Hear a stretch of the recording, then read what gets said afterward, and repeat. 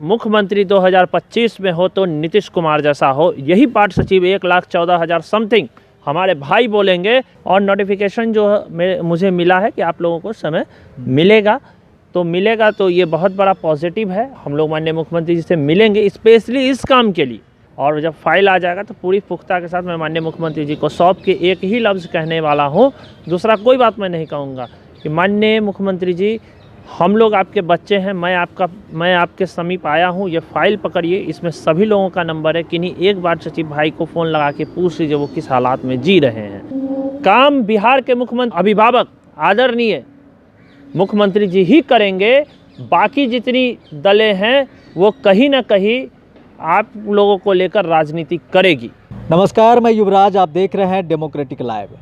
इस वक्त हम कुणाल सिकंद के आवास पे आए हुए हैं। कई वार्ड सचिव मैसेज कर रहे थे, फ़ोन कर रहे थे कि कुणाल सिकंद से आप बात कीजिए, और कुणाल सिकंद भी बोले थे कि हम मुख्यमंत्री से समय लेंगे और बात करेंगे। जो आप लोगों का मामला हाईकोर्ट में है उस पर भी बात करेंगे कि इंडिविजुअल अगर कोई केस करता है तो उसका फ़ायदा क्या होता है, अगर संघ केस करता है उसका फ़ायदा क्या होता है, तो दोनों का क्या क्या मतलब है। चूँकि कुणाल सिकंद खुद LLB किए हुए हैं, वकालत की पढ़ाई किए हुए हैं, तो हम उस पर भी समझने की प्रयास करेंगे।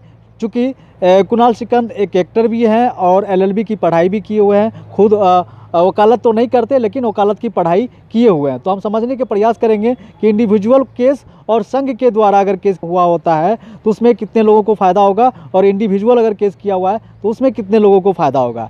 ये सभी मुद्दों पर हम बात करेंगे। हमारे साथ भारतीय लोक मंच पार्टी के राष्ट्रीय प्रधान महासचिव कुणाल सिकंद मौजूद हैं, और ये वकालत की भी पढ़ाई किए हुए हैं, LLB भी किए हुए हैं। हम उस पर भी, जो आप लोगों का मामला हाईकोर्ट में है, हम उस पर भी समझने का प्रयास करेंगे, और जो इन्होंने कहा था कि मुख्यमंत्री से हम बात करेंगे उस पर कहाँ तक इन्होंने बात आगे बढ़ाया, और आप लोगों का जो मामला जो इंडिविजुअल केस किया हुआ है और संघ के द्वारा दोनों का क्या क्या मतलब होता है, सभी चीज़ों पर हम समझने का प्रयास करेंगे। कुणाल सिकंद जी, सबसे पहले आपने एक वादा किया था कि हम मुख्यमंत्री से मिलेंगे और इन सारी बातों को रखेंगे।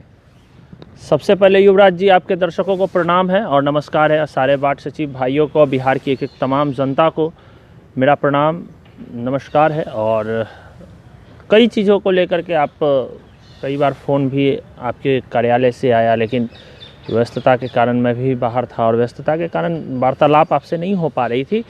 देखिए युवराज जी, जो माननीय मुख्यमंत्री आदरणीय अभिभावक नीतीश कुमार जी से जो समय लेने की बात थी, तो उसको लेकर कई वार्ड सचिव मेरे पास फ़ोन भी किए, मैंने उनको जवाब भी दिया। लेकिन देखिए होता क्या है कि माननीय मुख्यमंत्री जी का कार्यक्रम सारा स्थगित था, ठीक है, सारे कार्यक्रम को वो पोस्टपोन्ड किए थे। कल वो मुंगेर में थे, वो पुल का उद्घाटन करना था, शिलान्यास वाला मामला था, उसको लेकर के। तो देखिए मुख्यमंत्री जी को जिस नंबर वाइज कार्यक्रम आता है उसी तरीके से उसके लिए नोटिफिकेशन जो होता है वो नोटिफिकेशन मेरे पास आ गया है। और समय जैसे ही मिलता है वहाँ से मैं उनसे मिल लेता हूँ, क्योंकि माननीय मुख्यमंत्री जी के मेरे टाइम लेने से पहले भी कई कार्यक्रम थे जिनको वो रोक कर रखे थे कोरोना के कारण, पैंडेमिक के कारण, कोविड 22 के कारण कहेंगे, अब तो 90 नहीं कह सकते, 22 के कारण, ठीक है। तो हम लोग इंतज़ार में हैं, और क्यों ना इंतज़ार करें भाई, एक मुख्यमंत्री होते हैं प्रदेश में, उनके पास अनेक काम होते हैं, और नोटिफिकेशन जो मुझे मिला है कि आप लोगों को समय मिलेगा तो ये बहुत बड़ा पॉजिटिव है। और हम लोग माननीय मुख्यमंत्री जी से मिलेंगे स्पेशली इस काम के लिए। अदर चीज़ के लिए तो कई बार मुलाकात बात भी माननीय मुख्यमंत्री जी से हुई और कई काम हुए भी, वो सारी बातें छोड़ दीजिए, सिर्फ वार्ड सचिव के मुद्दे को लेके अब रह गई कि कब मिलेंगे। तो वो हमारे अभिभावक नीतीश कुमार जी जिस क्षण बुला लेंगे, हम लोग पूरी तैयार मोमेंट में। वार्ड सचिव भाई में से एक भाई से मेरी बात हुई थी, जो कल मेरे आवास पर फाइल भी पहुंचा रहे हैं वो, और जब फाइल आ जाएगा तो पूरी पुख्ता के साथ मैं माननीय मुख्यमंत्री जी को सौंप के एक ही लफ्ज़ कहने वाला हूँ, दूसरा कोई बात मैं नहीं कहूँगा कि माननीय मुख्यमंत्री जी, हम लोग आपके बच्चे हैं, मैं आपके समीप आया हूँ, ये फाइल पकड़िए, इसमें सभी लोगों का नंबर है, किन्हीं एक वार्ड सचिव भाई को फ़ोन लगा के पूछ लीजिए वो किस हालात में जी रहे हैं। बस माननीय मुख्यमंत्री जी पूछ लेंगे, काम हो गया। काम तो होना है युवराज जी, फिर मैं कह रहा हूँ आप निश्चिंत रहिए। काम बिहार के मुख्यमंत्री अभिभावक आदरणीय मुख्यमंत्री जी ही करेंगे, बाकी जितनी दलें हैं वो कहीं ना कहीं आप लोगों को लेकर राजनीति करेगी, ठीक है, राजनीति करेगी। और पूर्व में भी वार्ड सचिव भाइयों के मंच पे कई गणमान्य नेता और हमारे भाई लोग गए, वहाँ जाकर करके आए, लेकिन क्या किए वो? मैं जानना चाहता हूँ उन्होंने क्या किया। कुछ नहीं किया। वार्ड सचिव का काम माननीय मुख्यमंत्री आदरणीय नीतीश कुमार जी ही करेंगे। युवराज जी, लोकमंच को पूरा भरोसा है, आंख बंद कर भरोसा है अपनी एनडीए सरकार पर, अपने माननीय मुख्यमंत्री जी पर। मुख्यमंत्री जी तो सबके हैं। और रही बात कि काम, अब थोड़ा सा तो टाइम लगेगा युवराज जी, क्योंकि इतना जल्दी कोई चीज़ नहीं होता है, क्योंकि ये प्राइवेट जॉब नहीं है। हाँ, एक सिग्नेचर किया, चलो भाई हो गया। थोड़ा सा वक्त देना होगा, सब कुछ इक्वल हो जाएगा, सब कुछ अच्छा हो जाएगा, सब कुछ अच्छा चलने भी लगेगा युवराज जी, मैं बता रहा हूँ।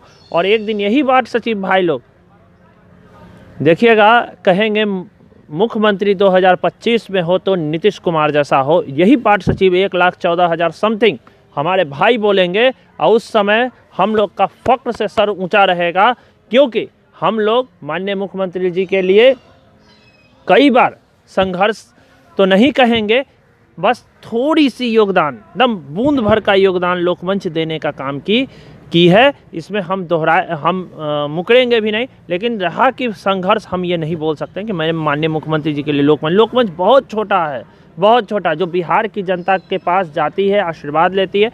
और संगठन हम लोग लगातार विस्तार कर रहे हैं, और बिहार की जनता का आशीर्वाद रहा युवराज जी, तो हम लोग बहुत जल्द इतने मजबूत होंगे कि हर लोग देखेगा और हर लोग समझेगा। वार्ड सचिवों में थोड़ा सा निराशा छा रही है, वैसे में आपका ये आशा भरोसा उनके लिए संजीवनी का काम करेगा। दूसरा एक और सवाल हम पूछना चाहते हैं, आप एलएलबी भी किए हैं, वकालत की पढ़ाई किए हुए हैं, तो एक कानूनी प्रक्रिया हम समझने का प्रयास करेंगे आपसे। अगर इंडिविजुअल केस किया जाता है और एक संघ के द्वारा केस किया जाता है, दोनों में कितना अंतर होता है? युवराज जी, देखिए, सबसे पहले तो मेरा दुर्भाग्य रहा कि मैं पटना विश्वविद्यालय से नहीं कर सका। और मैं जिस समय मुझे एडमिशन लेना था उसी समय एक पिक्चर की शूटिंग थी, मैं उधर निकल गया, जब तक लौटा तब तक एडमिशन। लेकिन फिर मैंने सोचा ईयर बर्बाद करने से अच्छा है, तो फिर मैंने मुजफ्फरपुर में एडमिशन, क्योंकि एक ही ऑप्शन निकल के आया था मेरे पास, मुजफ्फरपुर। और मैं साल कभी टाइम बर्बाद मैंने कभी अपने जीवन में नहीं किया युवराज जी। और मैंने वहाँ से एलएलबी कंप्लीट की मुजफ्फरपुर से, बाबा भीमराव अंबेडकर विश्वविद्यालय, जिसको Bihar university, BR university Muzaffarpur बोलते हैं, वहाँ से मैंने कंप्लीट की। और देखिए, आज एलएलबी कंप्लीट मैंने किए हुए लगभग 3-4 साल हो रहे हैं। और अभी मैं लगातार, फादर भी एडवोकेट है। देखिए, इंडिविजुअल संस्था से जब केस, पहले इंडिविजुअल की बात करते हैं, ठीक है। इंडिविजुअल जब आप केस करेंगे तो सिर्फ आप अपनी बात करते हैं युवराज जी, उसमें बाकी किसी की बात नहीं होती है, ठीक है। फिर उसके बाद जब उसका डिसीजन आ जाता है तो उसको ग्राउंड बनाकर फिर आपको कोर्ट जाना पड़ेगा। हाँ, कोर्ट जाना पड़ेगा, ग्राउंड बनाना पड़ेगा। ग्राउंड बना करके फिर आप जो है उसको आप हासिल कर सकते हैं, उसके लिए लड़ाई लड़ सकते हैं। और जब पूरे समूह की बात होती है, जत्थे की बात होती है, गुट की बात होती है, जमात की बात होती है, तो जमात की जब बात होती है युवराज जी, तो एक बार निर्णय आता है और माननीय अदालत जब निर्णय देते हैं तो काम सभी का होता है, ठीक है।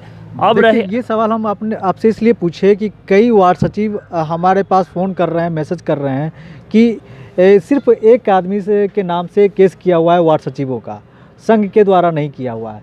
अगर केस जीत जाते हैं तो किसको फ़ायदा होगा?